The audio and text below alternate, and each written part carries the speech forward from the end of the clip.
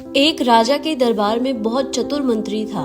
इस मंत्री के पास हर समस्या का समाधान था और राजा उससे पूछे बिना कोई बड़ा फैसला नहीं करता था।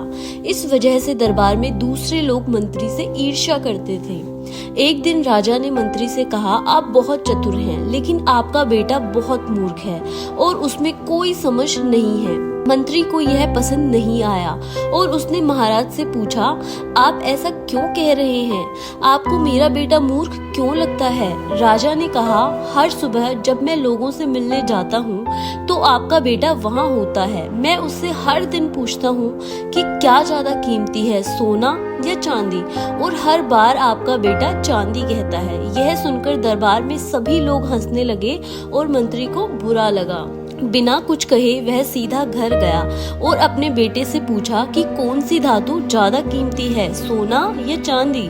बेटे ने जल्दी से जवाब दिया, पिताजी सोना। मंत्री ने फिर पूछा, यदि आप जानते हैं कि सोना मूल्यवान है तो आप राजा को हर दिन गलत उत्तर क्यों देते हैं और यह क्यों कहते हैं कि चांदी अधिक मूल्यवान है? बेटे ने जवाब दिया कि राजा रोज बाजार में आते हैं और मेरे सामने दो सिक्के, एक सोने का और एक चांदी का रखते हैं और मुझसे कहते हैं कि इनमें से जो अधिक मूल्यवान है वह उठा लो। तो मैं चांदी का सिक्का उठा लेता हूँ तो राजा हंसता है और चला जाता है। मंत्री ने फिर अपने बेटे से पूछा कि तुम हर दिन चांदी का सिक्का क्यों चुनते हो? इस वजह से पूरे दरबार ने मेरा मजाक उड़ाया। यह सुनकर बेटा अपने पिता को अपने कमरे में ले गया और एक डिब्बा खोला।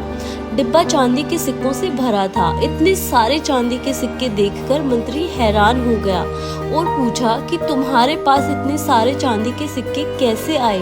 बेटे ने जवाब दिया, पिताजी ये वो सिक्के हैं जो राजा मुझे गलत जवाब देने पर देते हैं। जब मैं राजा को सही उत्तर दे दूंगा और सोने का सिक्का ले लूंगा, वह मुझसे यह सवाल पूछना बंद कर देगा और मुझे हर दिन चांदी का सिक्का मिलना बंद हो जाएगा।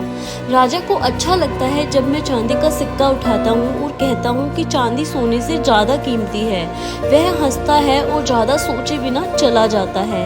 मैं एक सोने के सिक्के के लिए अपना हर दिन चांदी का सिक्का नहीं खोना चाहता।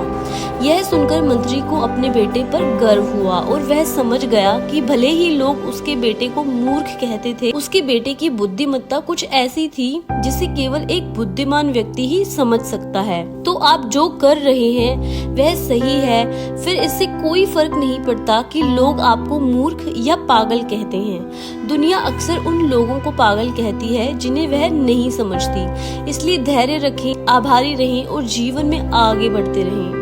वीडियो अच्छा लगा हो तो लाइक एंड सब्सक्राइब जरूर कर दीजिएगा।